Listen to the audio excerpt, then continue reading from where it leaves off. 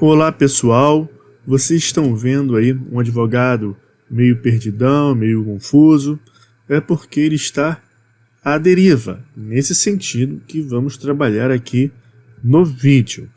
Você, quando ouve falar em estar à deriva, é provável que a primeira imagem que vem à sua cabeça é de um barco sem direção, navegando para qualquer lado, a depender da maré, não há motor, não há remo, ou seja, está à deriva, está sendo levado. E eu coloquei aqui em cima advogado autônomo, porque nós vamos trabalhar esse assunto ligado ao modo de trabalho peculiar do advogado autônomo, que é diferente da rotina do advogado que trabalha em escritório, já que lá ele segue horário, segue algumas regras, algumas ordens. Então há aí, logicamente, na prática, uma diferenciação de modos de trabalho. Mas antes, não se esqueça de curtir, se inscrever e ativar as notificações para que essa dica chegue até mais pessoas. E o que é estar à deriva, segundo o nosso dicionário? É estar sem rumo, sem direção. A vida é como um barco à deriva que muda de rumo ao sabor dos ventos, no sentido figurado. Estar de maneira desgovernada, ao acaso. E nós vamos ver, pessoal, que a pessoa ela vai se sentir assim, à deriva, meio perdidona, por causa de questões que têm a ver com aspectos morais, tá ok, pessoal? E eu adianto para vocês, pessoal, que por moral não devemos entender moralismo, que são essas regrinhas que são estipuladas por capricho de grupo. Não é isso.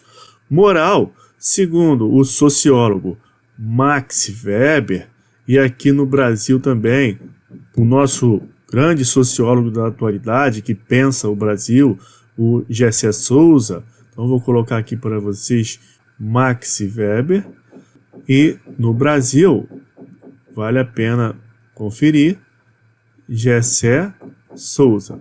Então vejam, pessoal, se por moral você não deve entender moralismo, essas regrinhas de grupo estipuladas por meio de caprichos, estipuladas pela lei do mais forte, quem tem o poder determina regras de grupo, não é isso. Então, como devemos entender moral? Moral, segundo esses pensadores, são todos os aspectos úteis que você aprende pela educação, pela convivência com outras pessoas, que servirão para você de meios, de suportes para você tomar decisões na vida. Essas decisões podem ser boas, podem ser ruins, porém, elas sempre são tomadas diariamente por nós e irão determinar a qualidade do nosso futuro. Então, quando você decide alguma coisa importante na sua vida, você se vale da sua educação moral. Então, para estes pensadores, tudo na nossa vida que existe, desde das questões econômicas, distribuição de renda, das decisões governamentais, tudo isso tem como pano de fundo a moral predominante na nossa sociedade. E há também o entendimento de que uma classe mais dominante, ela tende a impor os costumes dela, tratando os costumes de povos menos desenvolvidos ao seu olhar como uma moral inferior. Então, os aspectos morais é tudo aquilo que você aprende. Quando você nasce em determinada sociedade, você já nasce em um meio e está tudo ali pronto. Você aprende. E aquilo que você aprende, você usa para tomar decisões na vida. Eu também indico um outro autor para vocês, muito interessante, que é o professor brasileiro Roque de Barros Laraia. Ele escreveu uma obra interessante, conhecida, que é a Cultura, um conceito antropológico, no qual ele demonstra diversos costumes de povos em diversas épocas e também de outras culturas, outros países. Ele faz um comparativo e a conclusão a que chegamos também é essa, no mesmo sentido de Max Weber e Gessé Souza, de que os aspectos morais que funcionam como bússola, como norte para a tomada de nossas decisões, são aprendidas pela educação. O ser humano nasce em determinado meio, ali já está tudo pronto, e de maneira natural, sem que as pessoas percebam, a criança ela vai crescendo e aprendendo um monte de coisa, um monte de valores morais e também vícios. Tudo isso irá formar um arcabouço na sua mente que gravitará lá no ego da pessoa, no superego da pessoa, já na linha de Freud. Então a pessoa, quando toma uma decisão na vida, ela se vale de tudo aquilo que ela aprendeu. E o Roque de Barros de Laraia faz um comparativo entre as culturas, demonstra como é um caso realmente de educação, de convivência, depender do seu local de nascimento, que você não escolhe. E que, portanto, você criticar culturas diferentes, ou seja, ambientes de produção moral diferente, é uma situação que você pode trabalhar o tema do preconceito, porque ninguém escolhe onde nasce. E se determinada pessoa que teve diversas oportunidades na vida, nasceu no que é comumente chamado o berço de ouro, nasceu bem, tem acesso a diversas coisas. Ouve ali os parentes falando línguas estrangeiras, os familiares todos frequentam faculdades, leem livros e tem acesso então a diversos aportes morais que irão facilitar a sua vida. Será uma pessoa disciplinada, afeta a leitura, terá acesso às coisas. E por outro lado, determinadas crianças que nascem em famílias desprovidas não têm acesso a esses aspectos, esses atributos que facilitarão a sua vida. Então a moral nesse sentido, todos esses aspectos que podem ser positivos ou negativos e que servirão de aporte, de norte, de bússola para a tomada de decisões na vida. E essa ideia do advogado autônomo, das questões morais que estão imbricadas na rotina do advogado autônomo e o fato dele se encontrar perdido, à deriva, confuso, eu extraí dessa obra do Richard Sennett, A Corrosão do Caráter, Consequências Pessoais do Trabalho no Novo Capitalismo. Nessa obra, Richard Sennett ele conta a história de Henrico e de Rico. Henrico ele leva uma vida que ele chama de linear. Ele leva uma vida de trabalho rotineira, tem horário para entrar, horário para sair, tem a carteira assinada, cumpre ordens, ele sabe exatamente o que ele faz, no horário que ele faz, e ele executa aquilo que mandam ele fazer. Então, uma vida de trabalho linear, como aquela que muitos brasileiros da classe operária, classe trabalhadora, levam. Tem horário para entrar, horário para sair, acorda sempre na mesma hora, chega em casa em determinada hora, segue uma rotina. E o Richard Sennett conta que Henrico, que é um caso real, ele está relatando ali no seu livro e trocou os nomes para preservar as pessoas. Ele conta que o Henrico, ele sempre trabalhou dessa forma, teve disciplina para melhorar a vida do seu filho, que ele chama de Rico. Então, o Henrico ele pensava num projeto para seu filho de acumular determinados recursos para que o filho pudesse fazer uma faculdade, tivesse uma profissão de nível superior e se destacasse melhor na vida que ele. E ele conseguiu. O Rico ele se tornou uma pessoa pós-graduada, no mundo moderno de trabalho, com um currículo bastante interessante, e ele não mais seguiu os passos do seu pai, entre aspas, conseguiu se libertar desse trabalho que é considerado ainda hoje um trabalho precário, inferior, né? Na nossa sociedade existe ainda esse preconceito que hoje é entendido também como uma forma de racismo, porque quando você compara as pessoas e nessa comparação você pensa que determinado grupo é inferior por qualquer motivo, basta você colocar alguém como inferior, é considerado hoje uma forma de racismo também multidimensional. Não existe mais, dentro da conceituação dos estudos, apenas a forma de racismo racial. Tem também outras formas de racismo, como o racismo cultural. Basta você comparar pessoas e, por qualquer motivo que seja arbitrário, você dizer, poxa, esse grupo é inferior, coitado, trabalhador, não tem nada, segue uma rotina, cumpre ordens, carteira assinada.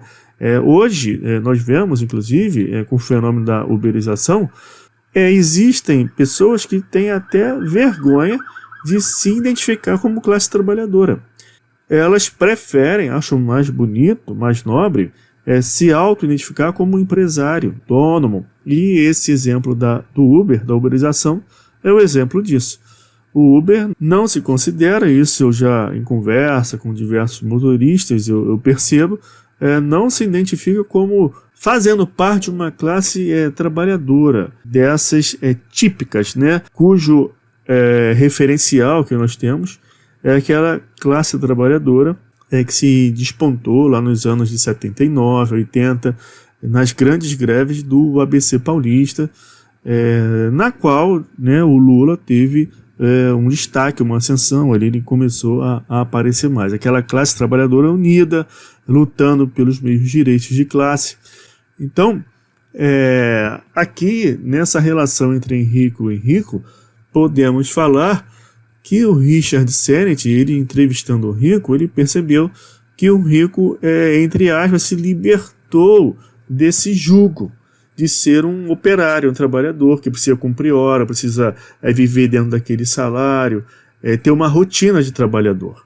E é nessa mudança de panorama que há a questão de se estar à deriva, porque ele conclui juntamente com o Rico em uma entrevista que o Rico se sente à deriva por conta do seu modo de vida de trabalho diferenciado, moderno, entre aspas, considerado mais elitizado, que irá corroer o seu caráter. E o que é o caráter? Caráter, segundo o nosso dicionário, aqui, uma formação moral. Então nós falamos, aquela pessoa é mau caráter, tem um caráter bom, tem caráter duvidoso. Aqui numa definição da psicologia, reunião de caracteres psicológicos comuns que compõem o indivíduo, ou um grupo de pessoas. Aí podemos falar que a pessoa tem um caráter duvidoso. Então, caráter e moral têm ligação. Então, caráter, pessoal, você, logicamente, irá lembrar de características. Então, aquilo que eu disse que você aprende durante toda a sua vida, são os aspectos morais, a depender do meio que você nasce, o meio favorável, o meio desfavorável, a depender da educação que você receba, que você também tenha acesso, isso irá dar a você uma formação de caráter, características. Você irá, de maneira consciente ou inconsciente, possuir determinadas características educacionais, morais. E, como eu disse, que a moral são todos aqueles aspectos psicológicos, mentais, de ideias que você possua e que irá te auxiliar a tomar decisões. Ora, quando uma pessoa toma uma decisão, se uma coisa é certa ou errada, se é bom ou ruim, ela fica pensando. E ela pensa de acordo com aquilo que ela sabe. E está tudo no inconsciente dessa pessoa. E é uma questão de formação, de anos de vida, desde a tenra idade. Então ela pega tudo aquilo, os valores que ela tem, os caracteres, e toma a decisão. Então, se a decisão é ruim, o que é dito? Nossa, essa pessoa é um mau caráter, olha o que ela fez, fez uma coisa errada. Ou se uma pessoa toma uma decisão bacana, que é dito sobre ela, nossa, uma pessoa de bom caráter, nossa, que pessoa que tem uma moral muito boa. Então, tudo, pessoal, na vida, inclusive os estudiosos, eles chegaram à conclusão que até na distribuição de renda dentro de um país, isso é feito de acordo com a moralidade. Veja, aí nas últimas eleições tivemos duas correntes, uma no sentido da meritocracia, de que não há almoço de graça, né? Sempre com esses jargões aí popular, não é almoço de graça, quando o pobre está mal, não tem dinheiro, é porque é preguiçoso, porque não quer trabalhar, é ladrão, é bandido. Então, quem tem que ter acesso à faculdade é quem estuda, aí critica a cota, fala que uma pessoa ali é burra, é preguiçosa, que basta estudar. Então tivemos duas correntes. Vocês concordam que são aspectos morais que estão em discussão? Então, a depender daquilo que prepondere, as decisões são tomadas, inclusive as decisões governamentais.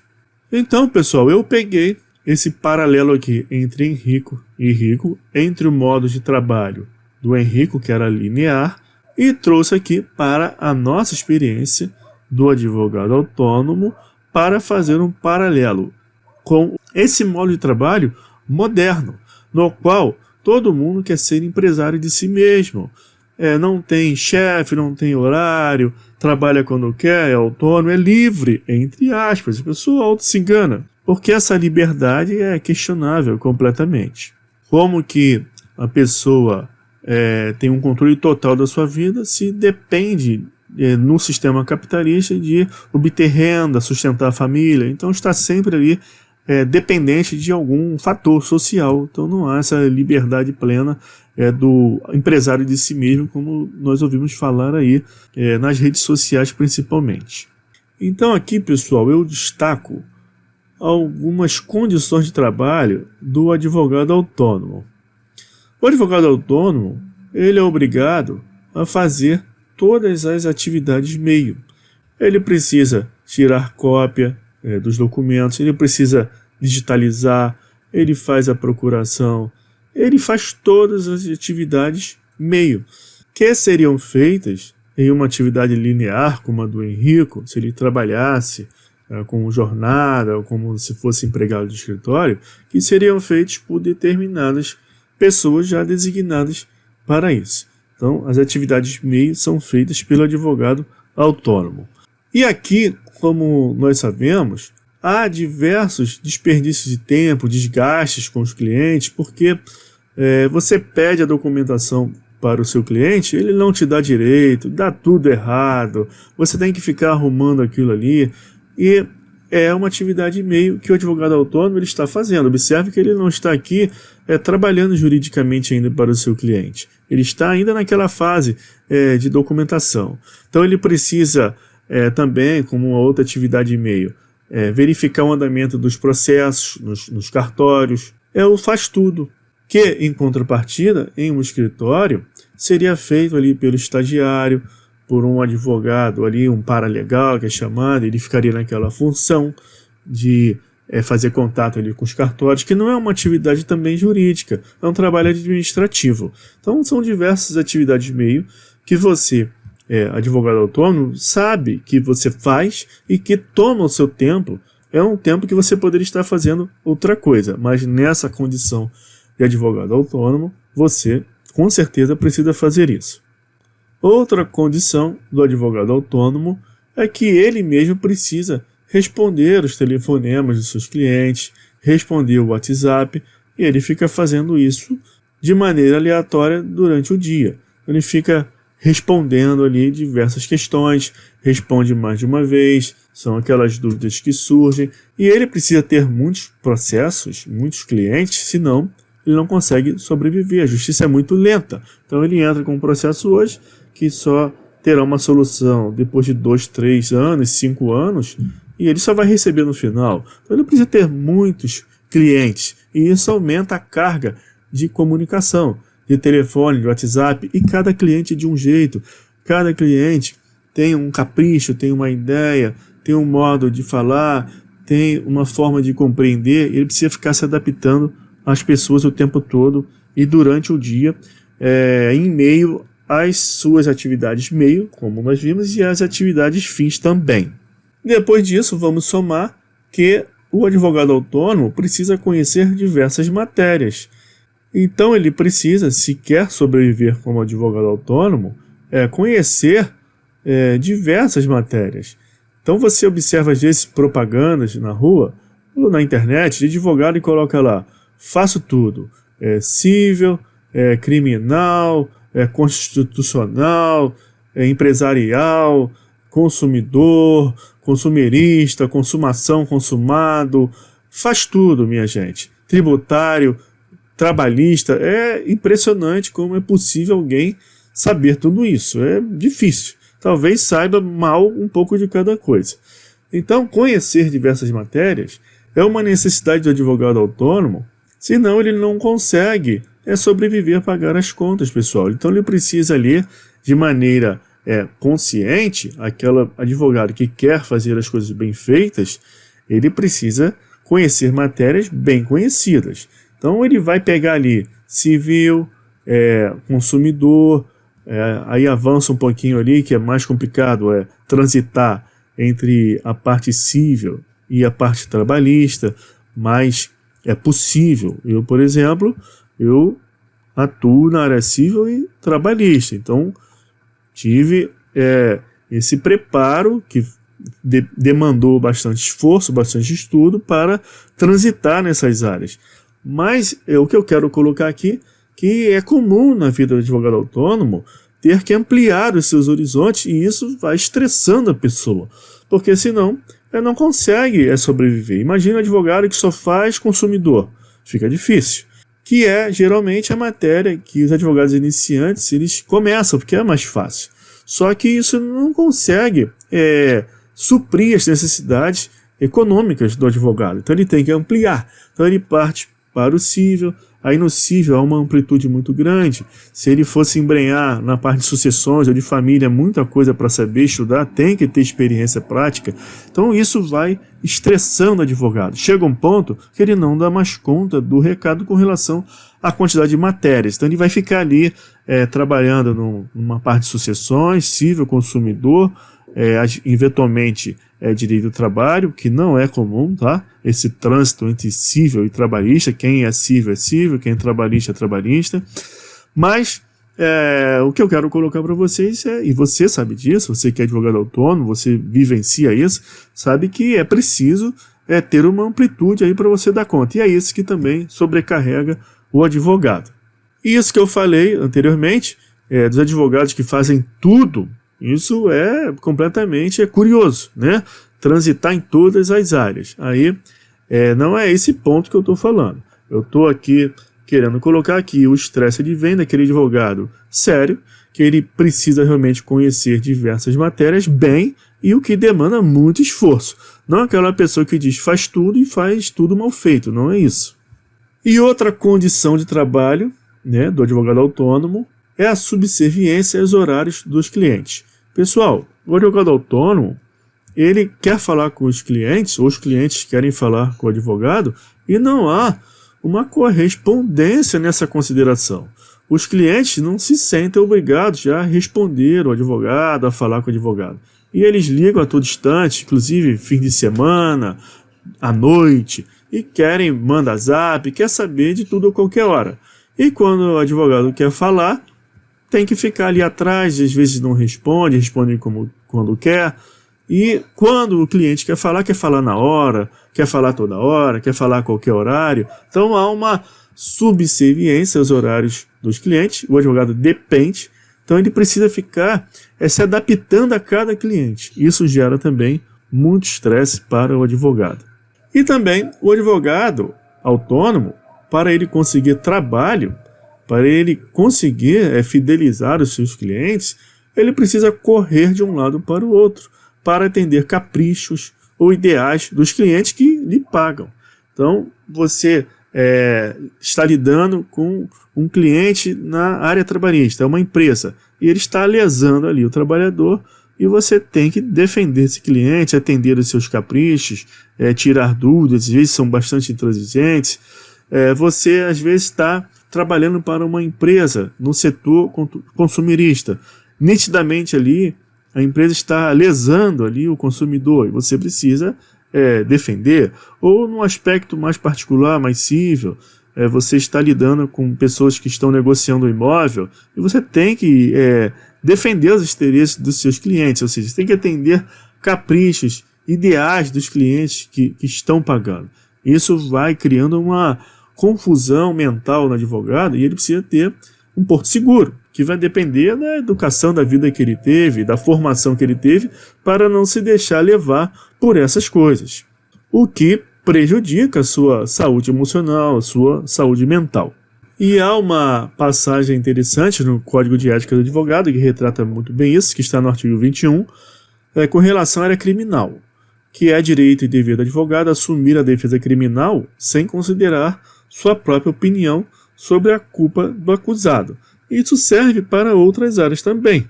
Você, logicamente, não vai fazer coisa errada, faltar com a lei ou praticar condutas antiéticas. Você vai defender o seu cliente dentro do interesse dele, dentro da margem de possibilidade. E o que nós vemos, em sua grande maioria, é que os clientes querem vencer, querem ganhar. E se você não impuser limite, você fica em xeque-mate, você terá problemas de caráter e problemas de responsabilidade civil também, responsabilidade perante a OAB. Então você tem que ter um jogo de cintura para lidar com essas coisas, o que gera, logicamente, uma carga de estresse ao advogado também. E por fim, considerando tudo isso, o advogado autônomo, ele em determinado momento, ele percebe que não tem um papel fixo. E ele se pergunta, o que eu faço? Pelo que eu sou responsável? Eu sou especialista em quê? Eu sou da área do direito do trabalho? Eu sou da área de direito civil? O que eu faço? Eu presto consultoria? E pelo que eu sou responsável? Eu sou babá do cliente? Eu sou responsável por fazer tudo que o cliente quer? O que eu devo fazer? Tudo isso que eu falei, pessoal, são aspectos do advogado que eu peguei fazendo um paralelo dessa relação do Henrico e do Rico, mais do Rico, porque o Richard Sennett começa a relatar a vida de trabalho do Rico, que, como eu disse, entre aspas, se libertou dessa rotina do trabalhador comum, linear, e se tornou um empresário de si mesmo, e teve essa vida que se chama uma vida de trabalho flexível. Então nós vivemos hoje um capitalismo flexível, que quer que você seja multitarefa, que você se desprenda dessa ideia de trabalhador, direitos trabalhistas, de carteira assinada. Isso é coisa de pobre, dito isso é coisa de frustrado, de preguiçoso, de quem não quer correr atrás. Você precisa ser empresário de si mesmo, estar aberto a grandes possibilidades, ser flexível, se empenhar mais, ser multitarefa, fazer várias coisas com o menor tempo possível. É isso que o novo capitalismo quer de você e que é um desenvolvimento do modelo de produção toyotista. Eu tenho um vídeo aqui que trabalha essa ideia também do modelo de produção fordista e o modelo de produção toyotista, cujo card está aparecendo aqui em cima. E é por isso tudo, pessoal, que o advogado autônomo ele ficará à deriva, perdido, perdidão, podendo sofrer influências perversas, danosas, nos seus aspectos morais que funcionam como um arcabouço valorativo para que ele tome decisões na sua vida pessoal, principalmente. E como se dá essa implicação na vida do advogado autônomo? Também, fazendo um paralelo com a obra do Richard Sennett, eu enumerei algumas coisas. Vida emocional interior à deriva. O advogado autônomo ele pode ficar meio perturbado emocionalmente, por conta dessa rotina que ele leva, de ter que atender todo mundo a qualquer hora, de ter que atender caprichos ideais dos seus clientes, de não saber exatamente a sua função. Então, no momento que ele precisa tomar uma decisão, conviver com a sua família, ele vai ficar também meio perdidão igualmente, imaginando que ele tem que viver dessa forma, inclusive, dentro da sua vida particular. Senso de comunidade. Ora, pessoal, isso é um problema geral, inclusive, que vem ocorrendo desde o desmonte dos sindicatos, da desconstrução dessa consciência de classe trabalhadora. Hoje as pessoas, como eu disse, chegam a ter vergonha de falar que são da classe trabalhadora. Ou falam que tem alguma profissão, ou falam que são empresários. E essa possibilidade de se tornar empresário individual, então, isso aí agravou ainda mais essa situação, que a pessoa é trabalhadora, mas tem lá uma inscrição como empresário individual, mas é trabalhadora, como todo mundo, mas não quer se colocar como isso.